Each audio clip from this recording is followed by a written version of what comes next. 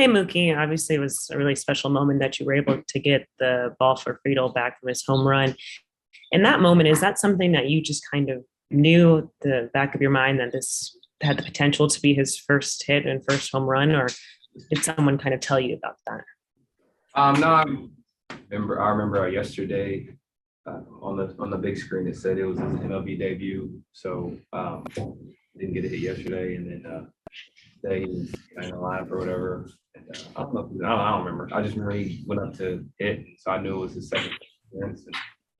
And I saw obviously hit a home run, and I knew it was his first hit. So, and I saw the guy that caught it. So that's kind of how that all played out.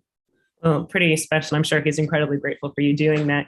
But how are you able to attack Miley so early today in the game?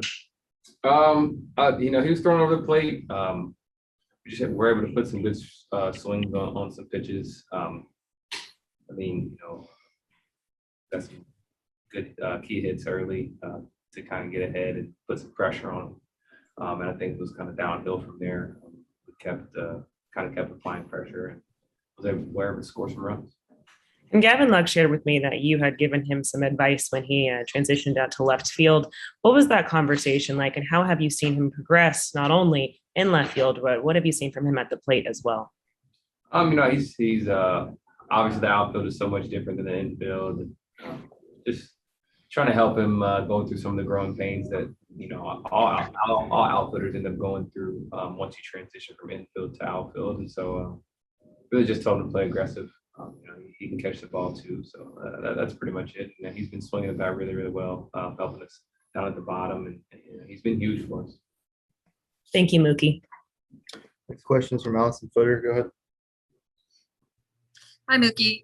Just a little bit more about the interaction with the fan. When you asked him for the ball, did you tell him, hey, I'll bring you something out? Or how did you get to the point where you were going to bring him out of bat? I just asked him for the ball. I just told him kind of sign language. I just said, I'll throw you another ball, but that's his first home run. Can you throw it back? And he didn't hesitate. He threw it right back. And so I think at that point, I wasn't going to throw him a ball, but I just thought about giving him a bat instead. Maybe that's something he can remember a little more. Cool. Thank you. Next question is from Fabiana Ardaya. Go ahead. Yeah, Mookie. I'm sure that's not the first time you've had that sort of an interaction with the fan, but how important is it for you to be able to have those sort of moments, and not only just for you, but for TJ to be able to still get that ball?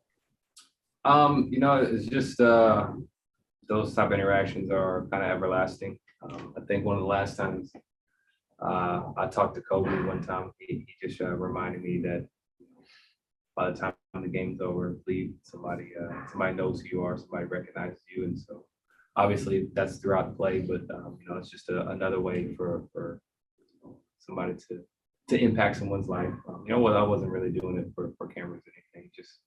I was just doing it because he immediately threw the ball back, he didn't even ask or anything.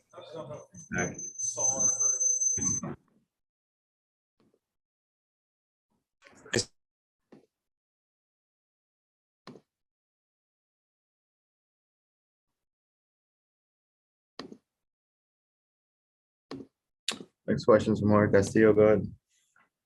Hey, Mookie, from your vantage point, what was working for Clayton? What did you think of his performance?